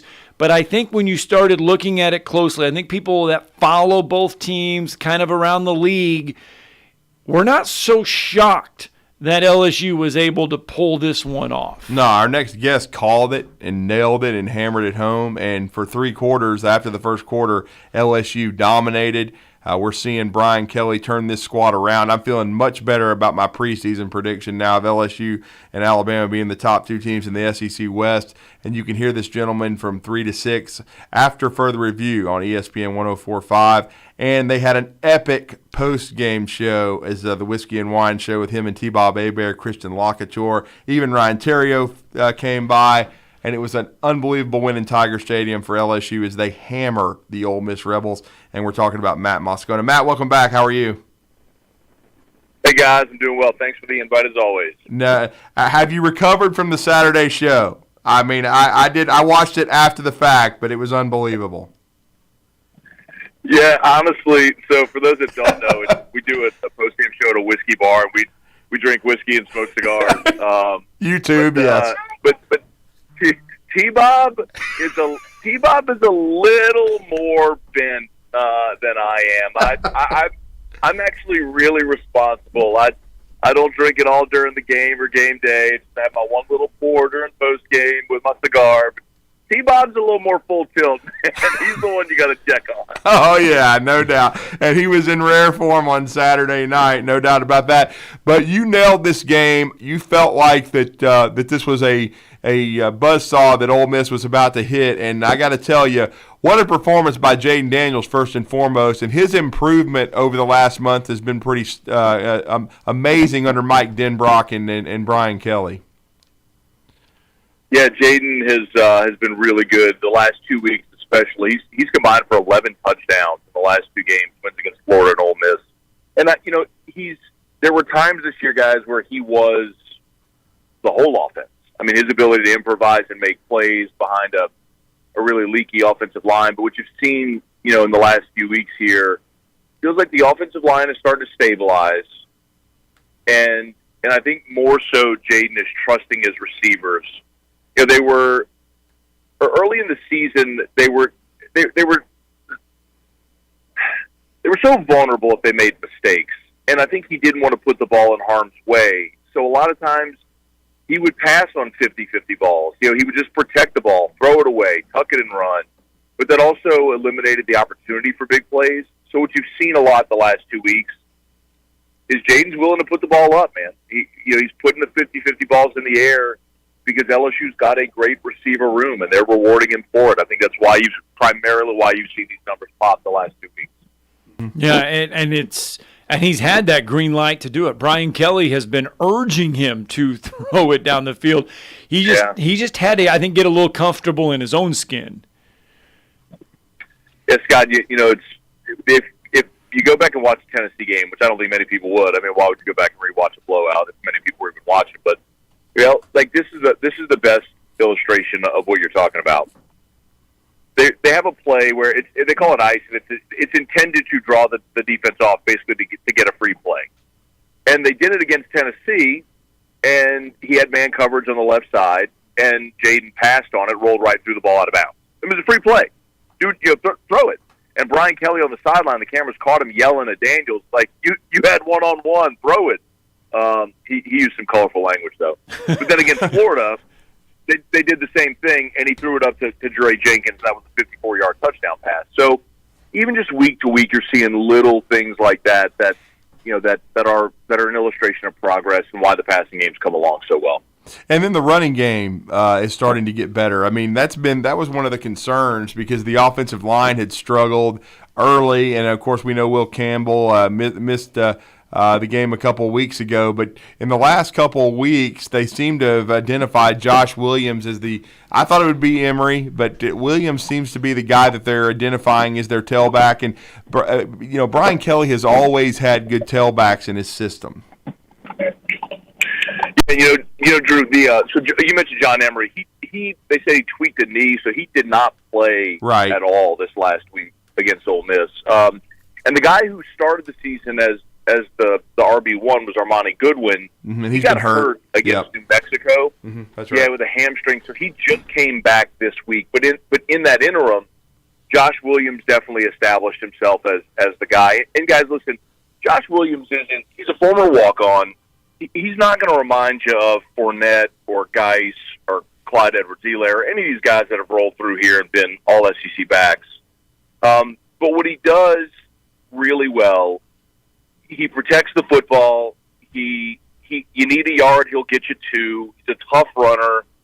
He's a three-down back because he can block. You know what I mean, guys? He's not going to show up on anybody's NFL scouting combine report as a high draft pick. He's not going to remind you of any of the great backs LSU's had. He's just a very solid college football player that when LSU's kind of needed someone to lean on in tough spots, he's been reliable. So he's been encouraging, man. He's definitely stepped up to play a pretty key part of this offense. Matt Moscona joining us on the Neighbors Wealth Management Hotline. Matt, we've seen this offense take strides to get better. If you had to say, how close are they to putting together that game of 4 quarters offensively? Scott, I think we've kind of seen that offensively a couple of times. They moved the ball for 4 quarters against Ole Miss. They did it against Florida as well. They scored 6 straight touchdown drives to start the game against Florida. So, I think as you look forward, through 8 games, I think we know what LSU is. Okay. And where they're deficient. And where they're deficient is when they have to cover man in the secondary. Right. Tennessee exploited that. I think Alabama's going to be able to exploit that. But, even Ole Miss with guys like Mingo and Heath who aren't, I don't want to be insulting because, they're really good players and going to play in the NFL. And Mingo set the Ole Miss receiving record against Vanderbilt a few weeks back. But, that's not Jalen Hyatt or Brew McCoy like the guys from Tennessee. But offensively, I think LSU's found their stride. I think they know what they are, and they can keep improving week by week. But, if this team – guys, I think the conversation is just changed around LSU. And, Drew, I heard you mention it. I remember you and I talking back at media days, and you were higher on LSU than I was at media days. I thought this was a team that would finish 4-4 in the conference. Mm-hmm. But right now, I mean, if LSU manages to beat Alabama at home in 2 weeks, they're the favorite, which is a tall task. But guys, if they do, I mean, they got to beat Arkansas and A&M, which is inherently doable. Oh, it's a little incredible. It's a little incredible we're having this conversation right now. I mean, that's what I said when I saw the final 3 quarters of the Ole Miss game. I was like, wow, this is the team I was kind of envisioning, but it's been kind of weird the way it's developed. But it's back. The more things change, the more they stay the same. It's Alabama and it's LSU, and LSU has a shot because it's in Tiger Stadium. The quarterback is playing a lot better, and then this segues into my next point. And you made this point in your post game is how good LSU's defense and Matt House has been, especially in the second half of games. Yeah, if they could ever find out how to start fast, I mean, guys, it's. I don't know if your listeners recognize this, but every Power 5 opponent LSU has played this year, Florida State, Mississippi State, Auburn, Tennessee, Florida, Ole Miss, LSU has been down in the first quarter to every one of those, and only Florida's the only one that they weren't down 2 scores. They were down 7-0 after 2 plays. Wow. Mm-hmm. Like, for whatever reason, this team cannot start fast. Like, they give up early scores defensively, and it's almost like a horse that's slow out the gate. Yeah. But then as the race goes on, they pick up speed, and when they are sprinting, then they're sprinting past everybody. Mm-hmm. It is so bizarre to watch, man. But even when LSU got down 17-3, I even tweeted something like, "It's almost comical at this point." Like, it's just LSU's in a very comfortable spot at 17-3 because they've literally been in this spot against every Power 5 team they played. So, guys, in 2 weeks, I fully expect Alabama is going to have a 2-score lead on LSU in the first quarter, and LSU is going to come back because it's just what they do. It is. This bye week come at a good time for LSU. Scott, I love this point of the season. Yeah, you get the week off before the final month, which is they do have UAB mixed in, but otherwise it's all conference games. For this team in particular, when they play Alabama, they should get Garrett Dellinger, their starting left guard, back. It gives Armani Goodwin a little time to heal up. Jade Daniels took a lot of hits against Ole Miss. I think the week off for LSU right here comes at a really good time. But the trade-off is then after you play Alabama, you have to turn around and go on the road to Arkansas, which is a tough back-to-back right there. But yeah, I do think that the bye, for both teams, generally, this is, if I could pick a spot in the season where I'd want it, this would be the spot where I'd want it. Is Butte starting to gain traction? I know he had the 100-yard game in the swamp, but he seems, and then I heard what Brian Kelly said about his week of practice and how is the buy-in becoming better? I mean, is he starting to be more comfortable with his coaching staff? I know he only had 4 catches against Ole Miss, but we know how dynamic he's capable of being. Yeah. Drew, I know that's a narrative that's been out there. The buy-in's never been a problem. Okay, gotcha. I trust you. Yeah. It's not lip service. It's just, you got to understand, Kayshawn is a quiet dude, man. Gotcha. For as it's very similar to Derek Stingley.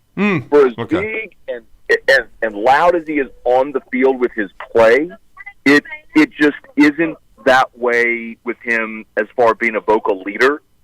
So I think sometimes we convince ourselves of narratives, and then you take little snippets of what you might see on a sideline shot and exacerbate it. But I'm telling you, man, everything I've ever heard from everybody within the building is Kayshawn's bought in. He's a great teammate. Teammates love him. Coaches love him. And, I mean, I think you're seeing it. So I just don't buy necessarily the Kayshawn wasn't bought in narrative all along. How's Brian Kelly been able to parlay? I mean, he's come in. This message has been delivered. This team, we know who they are, who they want to be. But how's he been able to do this in the recruiting trail as well? He's got LSU. I imagine that Alabama game is going to be recruits galore there for it. How's he handling the recruiting right now? Yeah, I think this past weekend was big, too, for them. Yeah, they had a really good visitor list. I'm sure they will for the Alabama game. The bye comes at a good time, too, because this will be an opportunity for the coaching staff to all go on the road and really pound the pavement here over the next week while they have their open date. So, look, they're building the class, and they're building it around kids in Louisiana, which is, that's been the formula that Nick set forth when he got here 22 years ago, was just put a fence around the state. And if you get the best players in Louisiana to stay home, you get Walker Howard, you get Will Campbell, you get Emory Jones. That's how LSU's championship teams have all been built. And so, Kelly's working to continue developing those relationships in state. Well, and before you go, we've got to talk about this freakazoid, though. I know you and certainly Moscona, Matt Moscona is with us from 104.5. Matt, you and T-Bob and Locator were talking about him. I had the most respected guy I have in the recruiting industry told me about this kid before he ever committed to a school, and he is the real deal, and that's Harold Perkins. Yeah, even Lane Kiffin in his post game, he was asked, what happened. He's like, well, they started playing 40 more. It's a crazy quote if you listen to Lane's post game. And it's just true. He's guys, I've said this a few ways, but Devin White became a Butkus Award winner and a top 5 pick, and I think everybody respects the player Devin was and is. He's one of the best linebackers in the NFL right now. Harold Perkins is better right now than Devin White was as a freshman. I'm not telling you he's going to be a top 5 pick and going to be Devin White. What I'm telling you is when Devin White showed up on campus, he had all the athleticism, but he split time between running back and linebacker in high school, and so learning to play linebacker was a process for Devin at this level. Harold Perkins is already a 3-down linebacker. Between the ears, he's that guy, and physically he's just a freak. It's you're gonna look back in hindsight, and LSU flipped him from A&M, late in the process, and that's gonna be. I think we'll look back in 3 years when he's going to be a first-round pick in the NFL. We'll say, man, that was one of the biggest early gets that Brian Kelly got was flipping Harold Perkins because guys, they're taking veteran players off the field to find a spot to have him on. Because you just can't justify taking him off the field. He's that much of an impact guy as an edge rusher, as a between the tackles rusher, as a tackler in space. But it's pretty incredible, man. I'm not sure I've seen anything like it from a freshman linebacker. Well, he's having a much better time in Red Stick than he would be in College Station right now, Matt. that is a so cold fact. Oh my! What is going on there? Oh my goodness! Well, it is. I guess you could say, what is it? The $75 million question, or whatever it's still 90 something, 91, question. I think maybe. Yeah. I don't know. It's fully guaranteed. Look out. Well, Matt, before you go, God bless. I know. Yes. So your thoughts on this Alabama LSU game, though? I think right now LSU's got more than a puncher's chance. This is shaping up to be a heck of a game. Yeah. So, guys, what I alluded to a little bit ago with the matchup, I think because Bryce Young is so dynamic and those receivers, I understand Bama's receivers this year have struggled at times. That's still a matchup. Like, when people think about LSU's defense, guys, they think DBU, right? It's you think of guys like Stingley and Patrick Peterson and Tre'Davious White and all the guys that have rolled through there. And the way LSU would play defense for so long was they would just say, we can commit numbers to the box because my guy is better than yours on the outside. And it's just not the case this year. The whole secondary is made up of transfers, and guys are just, Elias Ricks is playing for Alabama. You know what I mean? Right. If Elias Ricks was playing at LSU, I'd feel much better. But it's a matchup where I don't know that LSU is going to be able to really limit Bama on the outside, so Tigers are going to have to score. But, guys, I will say this. I don't know how much y'all have talked about this, but the last 2 years, Bama's not been good on the road. Yeah, that's true. Last year, lose to A&M. Florida had a 2-point conversion attempt to tie it. Auburn had Bama dead to rights if Tank Bigsby stays in bounds. This year, the Texas game was close. Arkansas got within the 2-point conversion. I understand the quarterback injuries there. And, of course, Tennessee won that game in Knoxville. So, Bama's had some struggles on the road, and look, I'm expecting, guys, we're going to see a 6 o'clock night game at Tiger Stadium, and it's going to be full-throat Tiger Stadium. So I'll be interested to see if maybe the value of the venue doesn't benefit LSU and keep this game closer than I think the spread's 16. But oh wow, I'm going to be curious. I'm going to be real curious to see if LSU can measure more closely to Bama than we think. Well, it was a busy weekend for you, and a huge LSU win over the Ole Miss Rebels. 45-20. We always appreciate your time, Matt. Thank you for your insight and appreciate it, and have a great rest of your week. Okay, guys. We'll see you. All right, thanks. Let's get that final break in. Tomorrow's headlines today and next.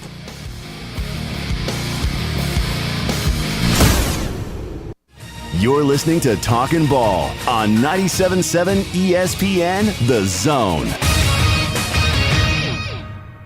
One working accident now. This one is in Limestone County. Capshaw Road and McCulley Mill Road. That one reported with injuries. And we got utility crews about to close the southbound lanes on Pulaski Pike. That'll be between Sparkman and Darlene. That closure will be in place until at least mid-afternoon.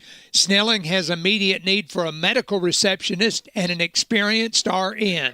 Snelling, how Huntsville's best companies hire talent. Huntsville.snelling.com. Captain Nick in the Jordan Lane Popeye Skywatch Traffic Center. Southeastern Conference Commissioner Greg Sankey is coming to the Huntsville Museum of Art on Thursday, November 10th. He will sit with Abraham Madcore, the executive editor of Sports Business Journal, for an interview about issues in college football, such as conference realignment, playoff expansion, and name, image, and likeness. This event is part of the museum's Voices of Our Times series, dedicated to bringing in experts in the arts, entertainment, politics, and sports. For more information, visit hsvmuseum.org.